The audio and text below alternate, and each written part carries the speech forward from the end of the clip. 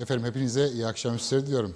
Yine Tatlı Sohbetler'den, Diyalog TV'den hepinize iyi akşamüstü diliyorum. Ramazan ayı geldi. Herkes ya da orucunu tutanlara Allah kabul etsin diyorum. Güzel bir ay. Sonrasında bayram akabinde herkese hayırlı Ramazanlar dileyerek programı açmak istiyorum. Ve hemen konuklarıma dönmek istiyorum. Çok enteresan bir isim var filmin. Çok enteresandır. Onları konuşacağız. Yani anlayacağınız yine memleketin madalyonunun o bir yüzünü yine konuşmaya devam edeceğiz. Israrla, inatla bu ülkede sanatın da varlığını perçinlemek için, vurgulamak için ben her salı usanmadan bunları konuşmak istiyorum. Konuşacağım da.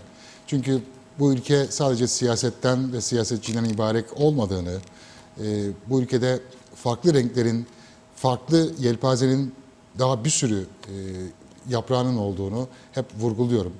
Ve bir ülkenin tanıtımı, bir ülkenin varlığı da sanatıyla olmalı diyorum. Kalıcı bir ülkenin kalıcı olması sanatının varlığıyla, sanatının büyüklüğüyle, sanatçısının çokluğuyla olur ancak bu inançla programı yine açıyorum ve hemen konuklarıma dönmek istiyorum. Uyarsa Beklerik filminin oyun yazarı Mehmet Erzen ve oyuncusu Altan Merşah. Hoş geldiniz. Hoş bulduk. Teşekkür ederiz. Nasılsınız?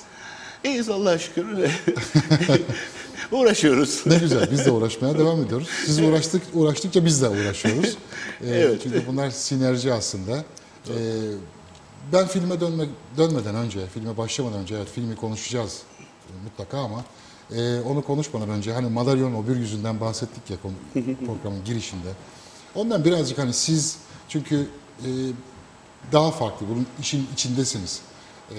Bu işi soluyan, işte mürekkebiyle, yazısıyla destek veren, emek veren, ter döken insanlarsınız. Sanatıyla ilgili Kıbrıs'ın ne düşünürsünüz? Çok böyle masum gözlerle baktınız bana. Hani Yani çok da karamsar olmamak lazım aslında ama. Yani şöyle bir şey söyleyeyim. Sanat her dalından bahsediyorum. Özgür olmalı, kendi kendini yönetmeli diye düşünüyorum. Ama hesaplarla, kitaplarla bu çok fazla özgürleşmiyor sanki. Değil tabii. Şimdi bu arada muhasebecilik, emekli bankacı, şimdi muhasebeci. Evet ve hukuk öğrencisi var burada. Evet, yani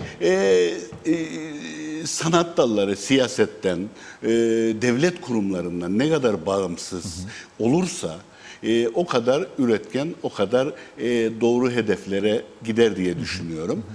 Maalesef ülkemizde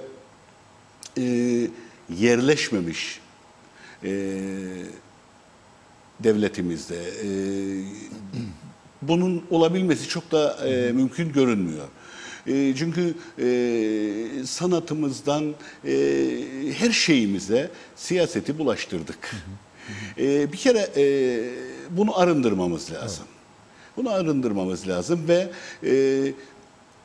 sanat da sırtını devlete dayamaktan vazgeçmeli.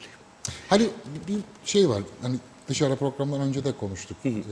Memleketin siyasi yelpazesi ya da siyasetteki duruş, politik düşünce aslında çok da kitaplardaki gibi olmuyor. Birçok şeyde olduğu gibi. Olmuyor tabii. İşte belli bir düşünceye uygun olanlar işte solcudur, sağcıdır falan tarzında böyle bir kutuplaşma ya da böyle bir ayrım siyasette mevcut. Ama sanatta da bir sol hakimiyet mevcut. Yani ülkemizdeki belki ters duruş, belki farklı bir hani sanatın algılanış biçimi siyasetle bağdaştırılan kısmı da bu belki de hani birazcık hani siyaset konuşuyoruz ama sanatın içinde de var. Bu siyaset de sanatımızı şekillendiren bir obje aslında. Şöyle söyleyeyim, sanatımızı Evet. sol veya sağ düşünce diye kutuplara ayırmak doğru değil. Nasıl ki memleketimizin insanlarını da kutuplara ayırmak Maalesef. doğru değilse. Evetçiler, hayırcılar, Evetçiler, sağcılar, hayırcılar, solcular, sağcılar Aynen, falan evet. filan. Şimdi bunu tamamen aslında ayırmayı başardığımız zaman Ya da ve hoşgörüyle baktığımız hoşgörüyle takdirde. baktığımız zaman daha güzel olacak diye düşünüyorum ama yani küçük bir örnek vereyim. Yani işte şimdi ben dernek yönetiyorum. Ben Mesele Kültür Sanat Derneği'nin başkanıyım da aynı zamanda. Senelerdir işte tiyatroyla uğraşıyoruz. Benim siyasi görüşüme yakın hükümetler iş başında olduğunda benim işim daha kolaydır. Maalesef. Ama benim siyasi görüşüme karşı duruşta bir hükümet geldi mi? Kimdir bu derneğin başkanı? Mehmet Erzen. Bu bizden değil ya. Yani buna yardım etmeyin. Ya ben neticede parantez içinde söylüyorum. İşte sanat, sanatçılık çok büyük kelimeler aslında. Biz kendi çapımızda bir şeyler yapmaya çalışıyoruz ama yani sanatın bir dalıyla uğraşıyoruz. Ne kadar Emekçisiyiz. Evet. Sanata gönül verdiniz. Emek veriyorsunuz. Yani zaman siyasi, harcıyorsunuz. Tabii canım. Ortaya bir şeyler çıkartıyorsunuz.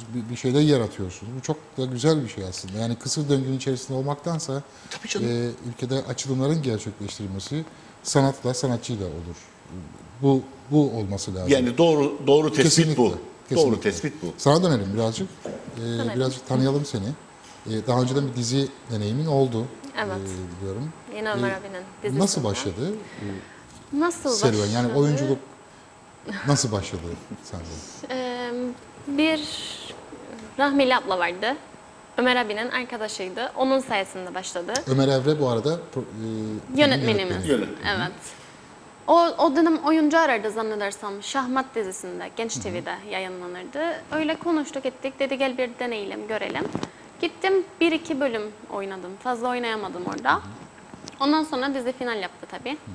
Sonra New York'a gitti yönetmenimiz. Eğitim alsın, etsin falan. Geldiğimde de yeni projelere başlayacak. Sağ olsun. Gelir gelmez de zaten konuştuk. Böyle işte Kıbrıs'ın ilk komedi filmi olacak. Kültürlerimizden, geleneklerimizden söz edilecek derken dedim tamam deneyelim. böyle başladı. Aynen bu şekilde Ama bu arada başladık. hukuk eğitimi var. Aynen bu arada Gelin Amerikan'da uluslararası hukuk öğrencisiyim.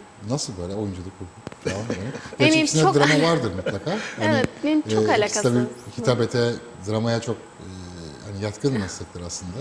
Yani çok uzak Yani. görünse de aslında birbirine çok, Çok uzak da değil yakın aslında. değil aslında, evet. İnsanlar genelde şey olarak bakar. İşte ne okun derler derim hukuk okurum. İşte başka meslek bulamadın mı? Yani işte yalan dolan insanların parasını alacaksın falan. Dedim yani ne alaka? Sonuçta günümüzde insanlar da yani çok mu dürüsttürler gibisine. Onlar da bir oyun içerisinde aslında. Genel bir bakış Aynen vardır, öyle. genelleme vardır. Her şeyde olduğu gibi. Evet. Evet. Bunda da bir genelleme O var. yüzden fazla bir şey olmadı yani. Peki hani bittikten sonra oyunculuk devam mı eder? Daha farklı Yani- bir yönlere mi gider? Şu anda hiç bilmem. Kısmet değilim. Şu an belli değil. Değil. Bakarız. Peki nasıl başladı bu oyun yazma fikri? Yeni mi yazıldı yoksa daha önceden yazılmış mı? Şöyle söyleyeyim yani biraz önce dışarıda konuşurken de söyledim.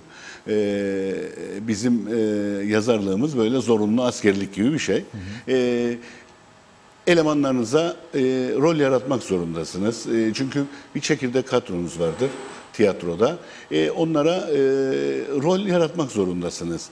10 kişi ise 10 kişilik bir oyun bulup oynamak aslında beni da çok tatmin etmediği için bize ait, Kıbrıs'a ait, bizi anlatan bir şeyler olmasını istediğim Tiyatro için oyunu olarak tiyatro yazılıyor, oyunu değil mi? olarak. Dolayısıyla bu oyun çıktı. Tiyatro oyunu olarak 2012'de biz bunu her yerde diyelim oynadık. Yani Erenköy'den tutun da Magosa'ya, Lefkoşa'ya, Güzelyurt'a varıncaya kadar bu oyunu oynadık. Ondan sonra işte kızım Özlem Ömer'le tanıştı. Bunu işte film yapalım. Geldi Ömer, konuştuk. Ve Aklıma yattı açıkçası. Oturduk Ömer'le tekrardan bir ele aldık oyunu. Çünkü tiyatroyla senaryo tamamen farklı şeyler. Farklı farklı karakterler dahil ettik. Ve bu çıktı. Kısa bir gösterim var. Yönetmenim şu an ekrana verdi. Dilerseniz hani sesli bir şekilde bunu izleyelim.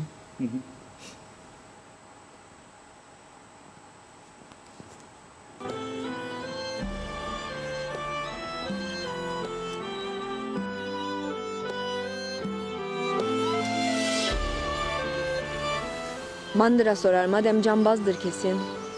Hayvan almaya gidiyor herhalde. Hiç görmedim kendini burada. Çok da yakışıklı be. Öyle sulu muhallebi gibi bembeyaz. Maşallah. Kısa bir teaserdi Evet. aslında hazırlanan. Evet, yani fragmanımız henüz hazır değil. Filmin önemli sahnelerinden biri henüz çekilmedi. İşte hafta sonu Ne çekmeyi zaman biter? düşünüyoruz. Tamam. Hafta sonu bitiyor kısmetse. biter. Hafta sonu bitiyor. Nerede çekildi film? Ağırlıklı olarak Lorijina'da ve Galabaş'ta çekildi. İşte Magosa'da o okulun önündeki o göletlerde çekildi. Ama ağırlık dediğim gibi Lorijina'da sağ olsun arkadaşlar bize boş bir evi tahsis ettiler, bıraktılar orada. İstediğimiz gibi dayadık, Ne döşedik. kadar sürdü filmin çekimleri? Yani şöyle söyleyeyim, biz bu filme ıstartı Kasım ayında verdik ama maalesef askere yakalandık. Orası şeymiş, askeri bölgeymiş. Bilmeden biz çekim yapmaya başladık. Ondan sonra izin almamız 2 ay kadar sürdü. Yani Şubat ayı gibi Tekrar başlandı. tekrar başlandı. Çok uzun bir zaman değil aslında. Çünkü oyuncularımız hep amatör. Yani 4 Herkes aylık çalışıyor. kısa bir sürede. Evet, yani herkes çalışıyor. Hafta sonlarından hafta sonuna çekim yapabiliyoruz. Dolayısıyla yani çok uzun bir zaman değil. İşte bu hafta sonu gibi de bitirmeyi düşünüyoruz. Kısmetse ay sonuna doğru da... Nedir mesela hani içerdiği konu çok böyle kısa şey yaparsak, özet verirsek. Şöyle söyleyeyim, yani 1900'lü yılların başında Kıbrıs'ın bir köyünde ki yaşam aslında. Gerçek bir yaşam. Yani şöyle söyleyeyim, yani karakterlerin bazıları gerçek aslında. Yani benim çocukluğumda, hayalimde kalmış, aklımda kalmış şeyler ama çoğu hayali karakterler. Ama yaşantı olarak tamamen birebir 100 sene evvelki yaşantıyı vermeye çalışıyoruz imkanlar ölçüsünde. İşte o köyün insanların yaşantısı, aşkı, sevdası, kavgası, dövüşü ve işte filmin olmazsa olmazı 100 sene önceki düğün. Onu tam olarak adetleriyle yansıtmaya çalışıyoruz. Bu çok önemli bizim için. Çünkü yani kültürümüzü ileriki kuşaklara taşıma adına bu filmin bir mihenk taşı olmasını Kesinlikle. istiyoruz. Ben işte babasını oynuyorum Altan'ın. Bu da benim gelin olacak kızım. Oo, Evet. gayet tanıyor yani. Hayır. Yok. Babasıyım. Öz Ha babasısınız. Babasıyım. Ha, tamam. Babasıyım. Gelin kızımız da Altan. Bu işte komedi ilk yönetmenin söylediğine göre ilk romantik komedi olacak. Kıbrıs'ta çekilen. Nasıl, neler hissettin? Mesela böyle eski bir zamanda hani 100 yıl öncesi Kıbrıs'ta bir düğün ya da bir yaşam hani o evde ki ya da bir kızın 100 sene önceki o yaşam tarzı ile şimdiki yaşam tarzı Çok arasında. farklı. Yani işte Çeşme'ye gitmeler var. Şimdi günümüzde her şey çok rahat zaten artık. Mesela ilk aklına gelen mesela bu farklılık vardı işte eskiden hani en Bu farklı. Herhalde ilk aklına gelen ben bu çağda yaşayamam. Yani gerçekten zordu. Her şey mesela gizli saklı. İşte Çeşme başında buluşmalar. Ondan sonra internet yok. Hani Aynen, Facebook internet yok, kapalısın, devamlı bir çarşaf. Dışarıya çıkacaksın, siyah çarşafını bağlamak zorundasın veya atıyorum çarşafın açıktır, yabancı bir erkek görürken o çarşafı bağlamak zorundasın. Seni kesinlikle görmemesi lazım. Evin içinde çarşafını çıkaracaksın ya da her gün sabah testiye, yani çeşmeye gidip testiye doldurma vardı. Evlenmeden önce hiç kocanla konuştun muydu mesela? Evet, Görüşürdük. Evet, görüşürdük. Maalesef. Maalesef. Gizli Bak, saklı. Kaçırmışsınız. Babanın haberi yoktu tabii. Çeşme başlarında falan buluşulurdu. Sonra yenge aracılığıyla zaten yani fazla bilgi vermek Ya şey tam bir olmasın görücülük yok aslında. Yok. Yani önceden bir Yok, tanışıklık önceden var. bir aynen görüşme olayı falan vardı. Yani aynı köyde yaşayan insanlar arasında zaten çok da şey yoktu. Yani görüşmeme olanağı çok yoktu. Ama yani o zamanlarda biliyorsunuz evlenmeler işte yenge tabir edilen aracı kadınlarla olurdu. Yani bu kadınlar da genelde şeydi yani %90'ı öyle altın çeyiz satarlardı. Yani işte bilezik, yüzük bilmem ne. Hem işte gider nerede bekar kız var görür. Gider bekar oğlu olanlara kızı anlatır. Düğünü yapar. Şeyini de satar. Takılarını da satar. Yani böyle bir olay. Hem ziyaret hem ticaret yaparlar diyor. Aynen. Yani daha çok ticaret olurdu ama Neydi mesela zorluğu? Evet, böyle izin alma falan noktası hani işin farklı bir boyutu bu. Ama hani film çekerken yaşanan zorluklar var mıydı? Neler yaşandı mesela? var tabii canım. Yani çünkü Teknik açıdan, hep teknik oyuncu açıdan. açısından. Yani düşünün ki işte izin almak için 2 ay bekledik. Bu 2 ay bekleme bizim bütçemizi 2'ye katladı. Neden? Çünkü kameralarımız Türkiye'den kiralık.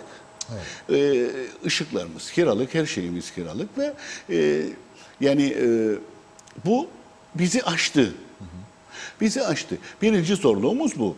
İkinci zorluğumuz işte Altan örnek veriyorum. Pazar gün çekimim var. Altan yok benim pazartesi sınavım var. Yani ertelen mecburen. Çünkü okulu daha önemli. Çocuklarımız var liseye giden. Bizim sınav haftamız geldi. Abi biz gelemeyiz. Tamam kesen. Bu gibi zorluklar yani amatörlüğün getirdiği zorluklar aslında bu yalnız film için geçerli bir şey değil. Tiyatroda da aynı şeydir. Yani düşünün ki işte bir tiyatro oyunu 2,5-3 ayda çıkar. Biz 6 ayda çıkarırız, 8 ayda çıkarırız. Çünkü bu gibi sorunlar var. Yani en büyük sorunumuz bu.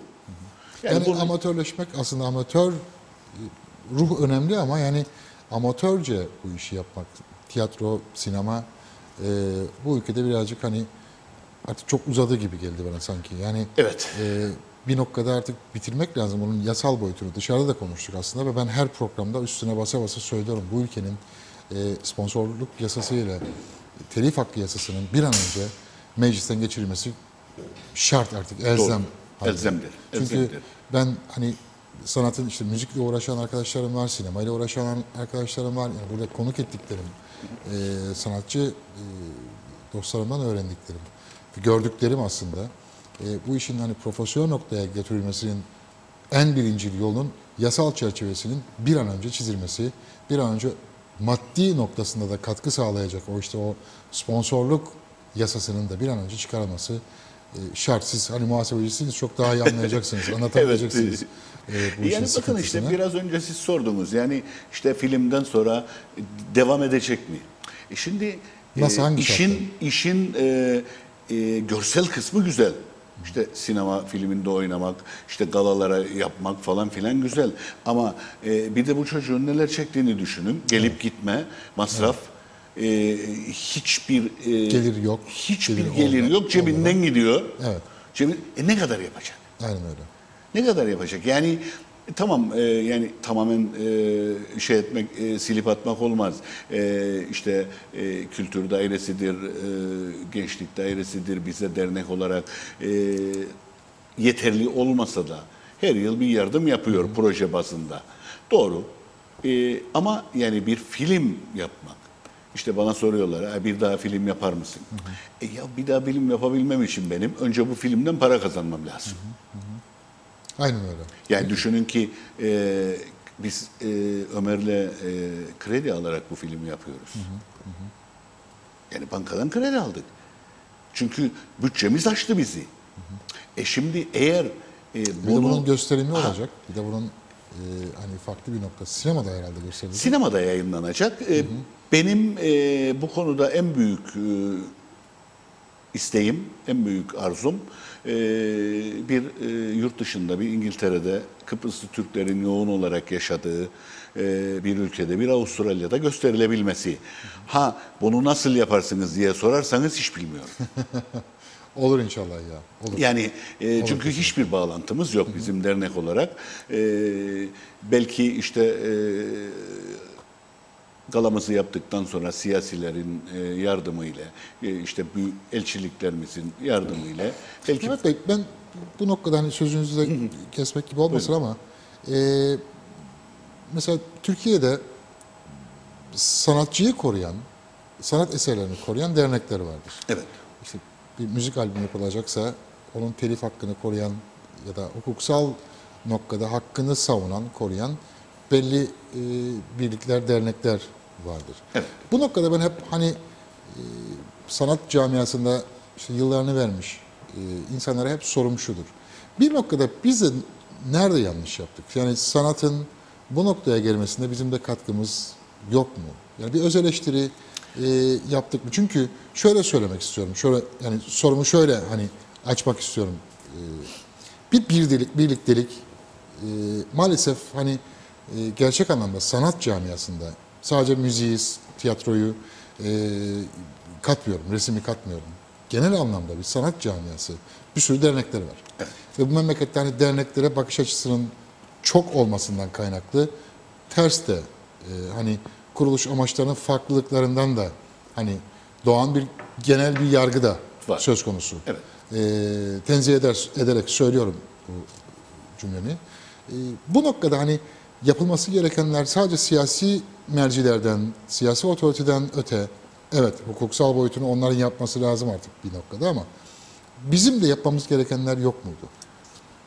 Şimdi şöyle söyleyeyim. Sanatın her dalında. Çünkü bireysel bir Evet. uğraştır aslında sanat. Yani uğraşanlar.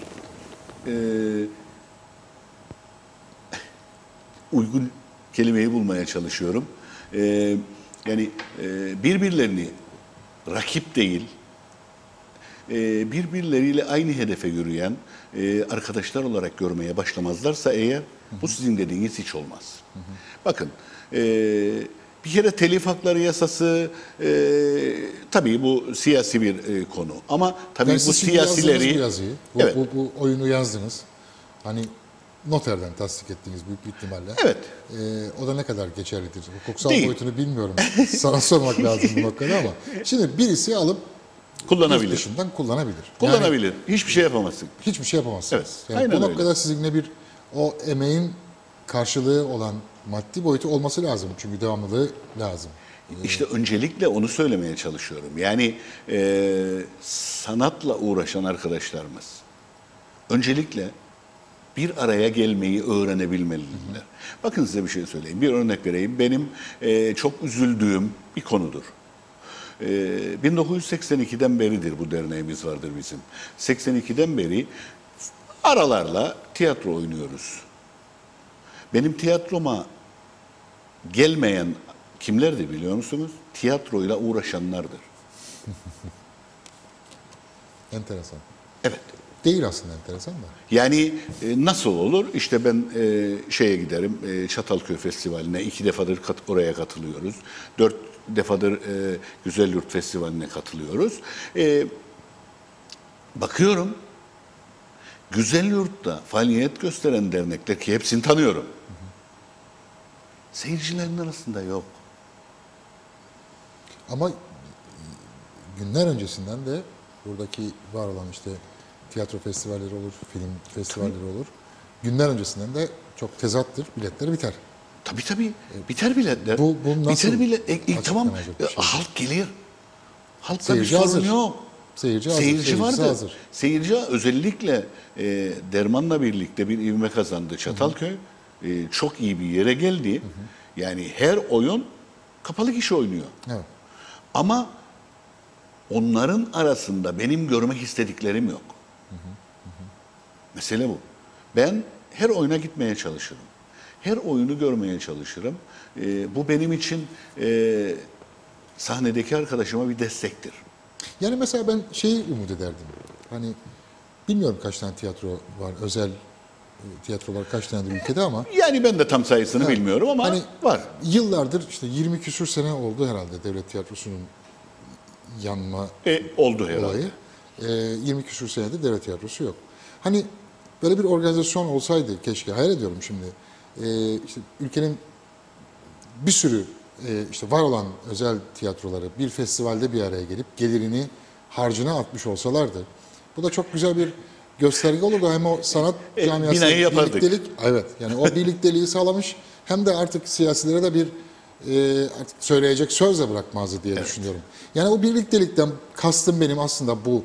Yani pozitif noktada sanata pozitif anlamda değer katabilecek ve bir katalizör noktasında bir şeylerin değişmesine, gelişmesine katkı koyacak.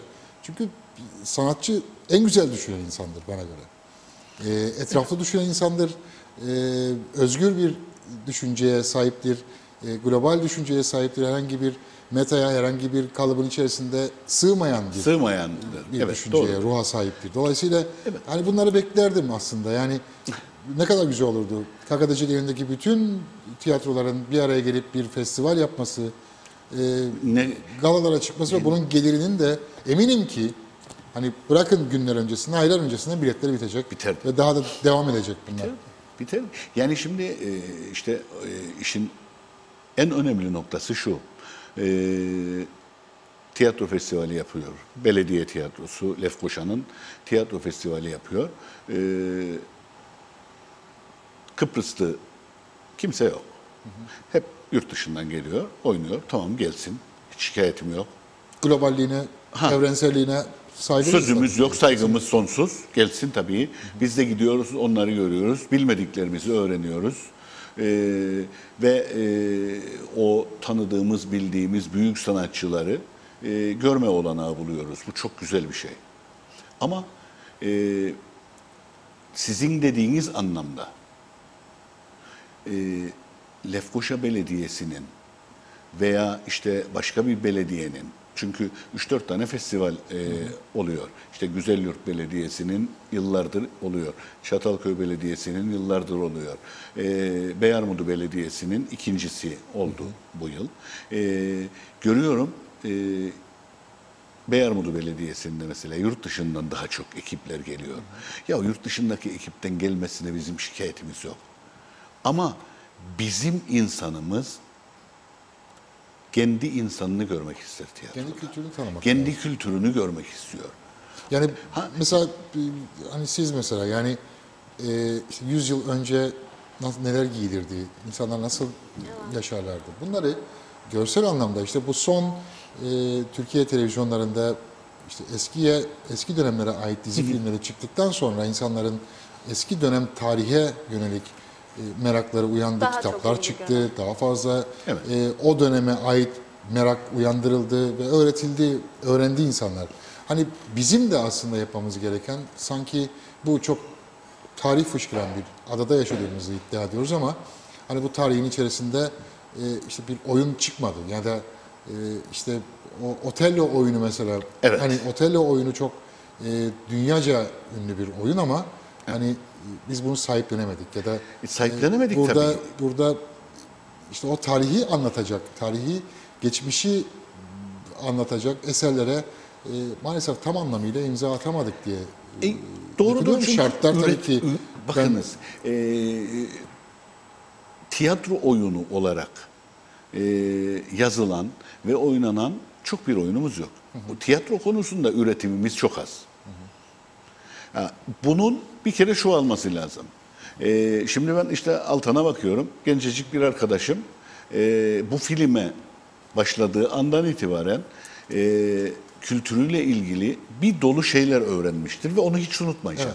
Bu filmde oynamasından daha önemlidir aslında onun için. Yani kültürünün öğrenmek, öncelikle öğrenmek lazım ki ileriki günlere taşıyabilelim. Öğrenmeden taşıyamazsın. Kesinlikle. Dolayısıyla öncelikle biz üretmeyi öğrenmemiz lazım. Yani işte son zamanlarda bazı arkadaşlarımız gayet güzel oyunları yazıyorlar, oynanıyor. İşte belediye tiyatrosunda oynanıyor, Beyarmudu da oynanıyor. İşte Mesariye Kültür Sanat Derneği'nde, benim tiyatromda hep bizim ürettiğimiz şeyler oynanıyor. Bunun daha da teşvik edilip daha da yaygınlaşması lazım. Çünkü biz bizi anlatıyoruz aslında. Bu çok önemlidir. Önemli olan nokta, eğer biz kültürümüzün yozlaştığından, kültürümüzün yok olmakla karşı karşıya kaldığından bahsediyorsak, onu yaşatmak için bir şeyler yapmamız lazım. Bakınız ben bu yaşımda bu oyunu yazarken araştırma yaptığım dönemlerde benim bile bilmediğim bir dolu şeyler de öğrendim. Şimdi ben bilmezsem bu çocuk hiç bilmez. Kesinlikle. Kesinlikle. Onun çocuğu hiç bilmeyecek. O hiç bilmeyecek. Gerçekten o hiç yani bilmeyecek. bayağı faydası oldu. Mesela gelin hamamı yapılırmış o zaman. Ben bunu bilmezdim. Yani gelin hamamıymış, işte saça 40 tane örgü örülürmüş. Damadın onu açması lazım falan filan. Ben bunların hiçbirini bilmezdim. Böyle bir geleneğin olduğunu, bunların yapılması gerektiğini hiçbir fikrim yoktu. Ve film sayesinde yani eskiden neler nasıl olurdu hepsini öğrenmiş Şimdi tabii olduk. şey var. Baby shower'larımız var. İşte Aynen. Cadılar Bayramımız Ne kadar var. saçma gelse Yani de. hayır, onlara da belki hani birazcık şeydir. Ekonomik düşünüyorum, düşünüyorum. Kapital düşünüyorum.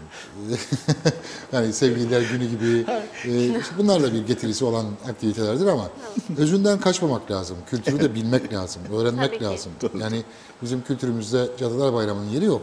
Bizim kültürümüzde baby shower'ın ya da bekarlığa vedanın herhangi bir esprisi yok. Evet, tamam, değişen şartlar, gelişen işte internetten dolayı dünyada ne olup bittiğini şu an bir tuşta öğrenme, görme şansımız var ama kültürü de yozlaştırmadan, kültürü de anlatarak aslında bilerek sağlam yürümek gerektiğine inanıyorum. Yani Christmas'ı kutlamak ya da işte ne bileyim işte Cadılar Bayramı'nı kutlamak karşı olduğumu yanlış Ya anlaşılmasın. onları kutla ama kültürünü Ama de bil. kültürün özü, bakın işte hamam kültürü varmış, işte ne bileyim kına kültürü vardı, daha farklı kültürler vardı. En önemlisi insanlar arasındaki ilişkinin boyutu, düzeyi, samimiyet derecesi, sevginin sıcaklığı, sevginin daha böyle bir farklı, gülümseten bir ifadesi vardı Herkesin eskiden. yardımlaşması diye olsun, düşünüyorum. sıcakkanlılığı olsun. Yani eskiden mesela hani vasıta yoktu, araç yoktu, mesafe daha uzundu ama insanlar çok daha fazla görüşürlerdi. Daha fazla görüşürlerdi. İşte Altan'ın biraz evvel söylediği şey Şimdi var. da sanki 60 yaşında falan Yardımlaşma. da biliyorum bunları gibi anlatıyorum Hayır ama şimdi duyduklarımdan şöyle bir şey dolayı. var. Şöyle bir şey var. Bu çok önemli aslında. Köyün en fakiri ile en zengininin düğününün arasında çok bir fark yok. Yoktu. Çok güzel. Yani düşünün ki Gösteriş yoktu ama. gösteriş Öz yoktu. vardı yani, amaç vardı. Ya ufak tefek farklar da varsa vardı. İşte takısı fazlaydı, bilmem nesi fazlaydı. O çok önemli değil. Evet. Ama komşusu kapardı havludan 2 tane tavuk götürürdü. İşte bunu kes. O biri kapardı birazcık bulgur götürürdü. Bunu pilav yap düğün yemende.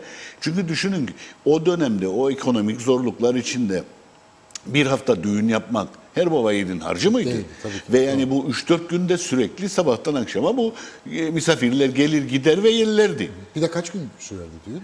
İşte yani düğün pazartesi başlar, cuma biterdi. Bir hafta boyunca. Bir hafta boyunca. Misafir ağırlanırdı, Tabii, uzak tabii, yerlerden tabii, gelenler tabii. kalırdı. Yani düşünün işte cuma gün, Perşembe gecesi düğün biterdi aslında. Cuma gün mübareki dediğimiz olay vardı. Yani orada çok ilginç olan bir şey var. Ben de onu yeni öğrendim. işte bizim şimdi hepimizin gitmekten bıkıp usandığı öyle kuyruklarından düğünler falan yok. Saatlerden bekle, para takma bilmem ne yok. İşte anne baba, komşular orada ve en önemli özellik damadın anne babası. Gelini o gün tebrik etmez düğün günü. Ertesi gün tebrik eder. Gerdek Sebep? gecesinden sonra. Sebebi var mıdır bunun? Sebebi var tabii. Bakire olup olmadığını anlaşıldıktan sonra tebrik eder. Bakire değilse düğün biter zaten. İptal. Garanti alırlar bir şey. Tabii, evet. Yani çok ilginç şeyler var aslında. İşte bunları toplumun öğrenmesi lazım. Evet. Yani gene gitsin Cadılar Bayramı'nı kutlasın ya, Tabii canım, gene ona gitsin bir şey bekarlığa yok veda ama- partisi yapsın ama bunları da bilsin yani. Tabii ki. Bunlar da bu şekilde öğrenilir ama yani sinema aracılığıyla, tiyatro aracılığıyla bunlarla öğretilir en fazla. İşte örneğini biraz evvel konuştuk. Türkiye'deki son zamanlarda yapılan diziler, Osmanlı dönemine ait ya da eski döneme ait diziler bayağı bir etkili oldu. Bunlar da kültürün devamlılığı, gelecek nesillere aktarılması için çok önemli şeyler. Peki niye uyarsa beklerik? Aslında İsim de birazcık böyle şeyse, uyarsa beklerik. şimdi Bir şöyle anısı var. Hani onu da biraz sonra alırız. yani şöyle biz tiyatro olarak bunu Düğün isminde oynadık. Tiyatrodaki ismi Düğündü. Düğündü, evet. Ama yani düğünün tiyatrodaki halinden yönetmenimizin isteği üzerine farklı bir formata kaydı. Ekstra karakterler girdi. Tekrardan yazıldı diyebilirim. Bir de tabii bu gene Ömer'in fikri. Tabii doğru mu bilmiyorum ama böyle etki uyandıracak bir isim düşünelim buna dedi. Arkadaşlarımızın arasında böyle bir sorduk. Dedik ki ne olsun? Aslında ilk olarak düşündük. Alaşya uyarsa beklerik. Alaşya. Alaşya biliyorsunuz Kıbrıs'ın eski atlarından biri. Yani ondan sonra Ömer dedi ki işte uzun olur. Biz bunu uyarsa beklerik yapalım. Yani işte bizde adettir işte davetiye veririz. Uyarsa beklerik ya. Uyarsa gelecek falan. Yani ben çok sevdim aslında. Çok bir güzel arkadaşımız aslında. Güzel de oldu. oldu. Çok güzel. Çok sevdim. Güzel bir isim. Ama tabii Altan'ın da dediği gibi bazı şeyler Güzel oluyor. şeyleri var. Evet. Senden dinleyelim Mesela onu. sorarlar işte hangi film adı ne falan filan. Uyarsa beklerik. Tamam dediler, uyarsa gelecek. Ama filmin adı, Adı ne? nedir? Aslında filmin adı. Uyarsa beklerik derim, insanlarda gene aynı tepki. Uyarsa gelecek. Dedim tamam, uyarsa gelin. Peki bu rol evet benimdir dediğim bir rol müydü oynadığın? Yoksa hani orada başka karakter vardı keşke hani orada oynasaydık. Şimdi bitti her şey. Yani tamam söyleyebilin yani konuşabilin rahat. Yani aslında uyar biraz karakter olarak. Mesela devamlı ablamla olan kavgalar, laf sokuşturmalar, işte yanımdaki arkadaşlarımla yine bir tartışmadır, odur budur. Kendi karakterimi de biraz olsun yansıdır. Ama onun dışında diğer karakterlere keşke bu olsaydım dediğim yok. Yok. Yok. En fazla böyle akılda kalıcı bir karakter var mı onun içerisinde? Münise var aslında.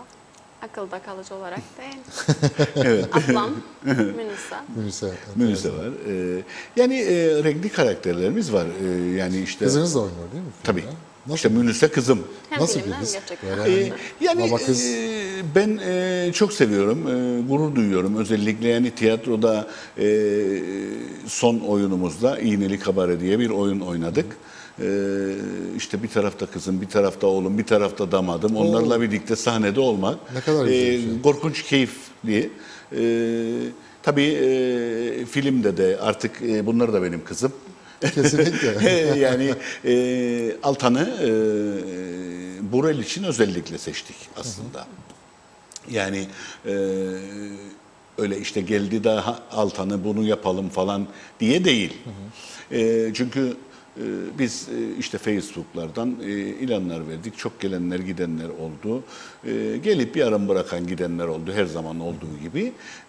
Ama işte Nebile rolü için özellikle Altan'ı Ömer'in sayesinde ben tanıdım tabii. Yani dizi falan doğrusu görmediydim açıkçası. İsabetli oldu, iyi oldu. Yani rolünü oynayabiliyor, rolünü üzerine oturtmuş arkadaşlarıyla birlikte. Çok güzel bir iş çıkacağına ben inanıyorum. Yani montajlandıktan sonra elimizde ne kalır, nasıl bir Gösterimi şey ne zaman olur? olur? Havası ne zaman olur? Yani şöyle düşünüyoruz, Haziran sonu gibi galasını yapmayı düşünüyoruz. Bayram sonrası da sinemalarla görüşüyoruz işte. Henüz bir anlaşma sağlayamadık ama sinemalarda. Bu noktadan sponsor desteği falan var mı? Şimdi şöyle yani elimizde size getirecek bir fragmanımız bile olmadığına göre daha sponsorlarla falan görüşmedik açıkçası.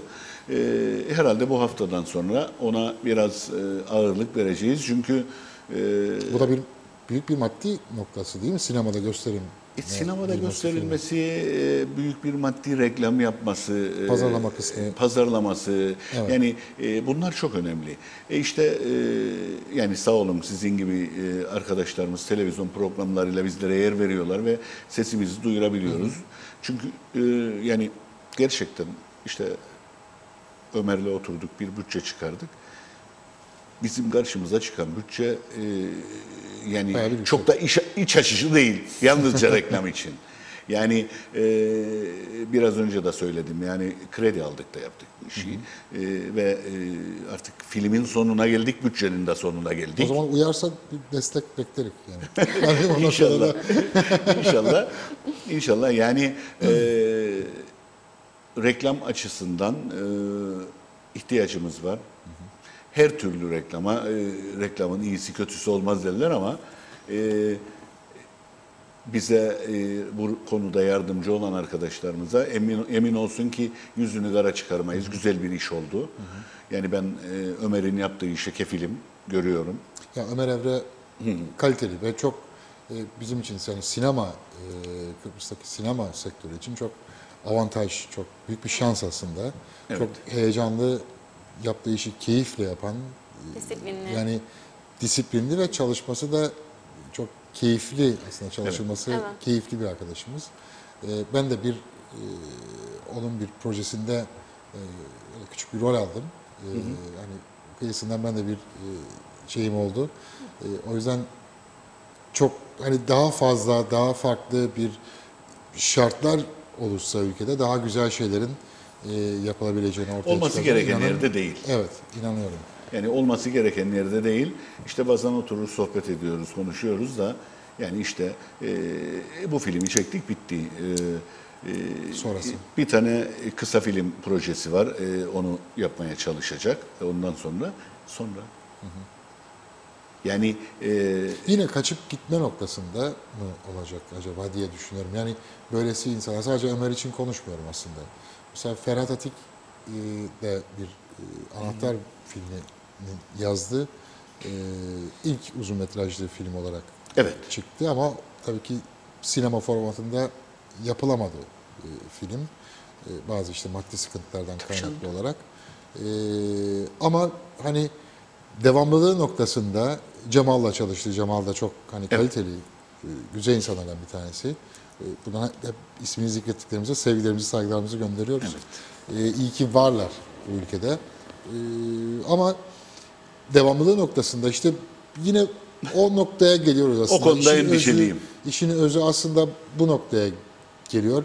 Bir noktada artık bu işin profesyonel noktaya oturtulması, bu işin artık bir sektör haline gelmesi bence kaliteyi daha da artıracak.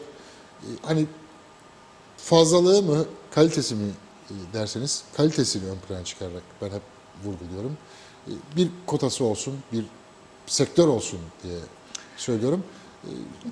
Yönetmenim de uyardı, son 5 dakikaya giriyoruz. Ben sizden son sözlerinizi almak istiyorum. Yani sektörün daha global anlamda sanatın gelişmesi, umutsuz gözlerle bakmayın bana ne olur lütfen de hani ne yapmak gerekir? Yani şimdi şöyle söyleyeyim. Uyarsa beklerik. tam anlamıyla profesyonel bir kadroyla çekilse herhalde 1-1,5 milyon gibi bir bütçe isterdi. Şimdi memleketimizde 1-1,5 milyon bütçeyle çekilen bir filmin getirisi ne olacak bize? Niye çeksin insanlar? Ülke tanıtımı olacak aslında bir düşünsek. Yani Ülke şimdi tanıtımı şöyle olacak. düşünün ki nüfusumuz belli, şeyimiz belli, kapasitemiz belli, sinema seyircimiz belli, tiyatro seyircimiz belli. Doğrudur. Bunların profesyonelleşmesi, profesyonel kadroların elinde yürümesi seyirciyi de kaliteyi de artıracak. Tamam. Ama bu tanınmamışlık devam ettiği sürece maalesef ama istenilen düzeye hiçbir konu gelmeyecek. Ne tiyatro gelecek, ne sanat gelecek, ne sinema gelecek. Çünkü bu işler sanat da olsa, adı özde bir sanat yapıp mutlu olmak da olsa ekmek kaygısı varsa eğer parasal olması getirisi de olması lazım. Eğer parasal getirisi yoksa işte Ömer gibi genç arkadaşlarımız çıkacak, Kaç tane daha Amerika'ya proje gidecek, yapacak? çıkacak, Gidecek. Türkiye'de gidecek ve biz de böyle olduğumuz yerde sayacağız. Belki biraz karamsar bir kapanış oldu ama maalesef yani daha başka konuşmak da içimden gelmiyor açıkçası. Bu bizim sorunlarımız. Bu bizim sorunlarımız. Bir de yeni nesile söz verelim bakalım. Tabii. Onlar daha herhalde birazcık daha farklı düşünecektir gibi geliyor. bana. İnşallah. Yani aslında Mehmet abiye bu konuda katılırım. Bak şimdi. Gerçekten. Yani çünkü şakası. yani bu konuda gerçekten ülkemiz gelişmiş değil ve yani kendimi Ömer'in yerine koyduğumda da ben olsam yani yapacağım bir getirisi olmayacak. Aynı yerde sayıklamak sizin de motivasyonunuzu düşürür ister istemez. Dolayısıyla insan artık şey diye düşünür. Yani ben burada durup sayıklayacağıma niçin gidip başka ülkelerde daha büyük başarılar elde etmeyeyim? Dolayısıyla günün sonunda yani İnşallah devamsız. büyük başarılar hani bu ülkede yapabileceğimiz şartlar ben bu ülkede işte daha büyük başarılara imza atacağım noktasındaki cümleleri inşallah bir gün bu stüdyoda kuracağız. İnşallah. İnşallah. İnşallah. Ben size çok teşekkür ediyorum. Çok güzel bir işe imza attınız. Eminim ki bunun karşılığı gelecektir. Eminim ki bunun devamı da gelecektir. Çünkü sanat böyle hani ya ben vazgeçtim artık yapmam noktasında bir meslek değil. Yok, bu işin kıyısından ucundan bulaşan kimse kolay kolay bırakamıyor. Ben de size teşekkür ederim. Derneğim adına, film ekibimizin adına. Yani sesimizi duyurmamıza Her vesile zaman için. oluyorsunuz. Sağ olun. Her türlü desteğe ihtiyacımız var. Dediğim gibi özellikle reklam konusunda. Yani Uyarsa beklerim. İnşallah. İnşallah bekliyoruz. Evet, çok teşekkür ederim. Sağ olun. Emeğinize sağlık, Sağ olun. yüreğinize sağlık. Yolunuz açık olsun inşallah. Teşekkür ederim. Teşekkürler. Efendim, bu hafta da tatlı sohbetlerin sonuna geldik. Çok tatlıydı gerçekten. Şeker gibi bir programdı. Günün özüne de uygundu aslında. Konuştuğumuz konular, yabancılaştığımız konular değil aslında, sadece birazcık hatırlamakta zorlanmak gerekir. Birazcık mücadele etmek gerekir. Çünkü güzel şeylerdi konuştuklarımız. Kötü şeyler de vardı içinde. Onları da iyi olsun diye konuşuyoruz. Umarım sanatı ve sanatçının değerinin tam anlamıyla bilindiği bir ülke haline geleceğiz inşallah. Efendim, bir sonraki programda yine buluşmak üzere. Esen kalın, huzurlu kalın, mutlu kalın, sağlıklı kalın. Hoşça kalın.